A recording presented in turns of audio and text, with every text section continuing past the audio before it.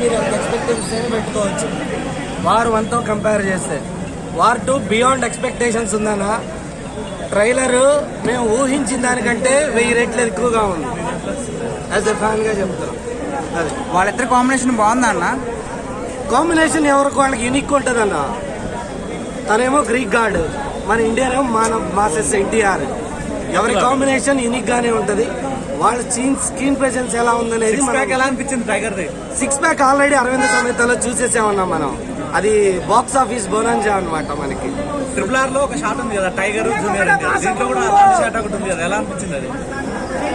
నేను feeling excited అన్న. ప్రతి షాట్ క్వాలిటీ ఉంది. అవుట్పుట్ అయితే ట్రైలర్ ఎన్టీఆర్ ముందు హృతిక్ రోషన్ ఎందుకు పనికిరాడా? అలా చెప్పలేమన్నా. ఎవరికి వాళ్ళు మనం ఒకళ్ళు తక్కువ చేయలేము, ఒకళ్ళు ఎక్కువ. హిందీ సినిమా వాళ్ళు కొంచెం మన వాళ్ళని తగ్గించే ప్రయత్నం చేస్తున్నారు, మన ఎదుగుదల తట్టుకోలేక. సో ఇది ఎలా సమాధానం చెప్పబోతుంది అన్న? ఆల్రెడీ మనం మన సినిమాలతోనే వాళ్ళకి సమాధానం చెప్పామన్నా.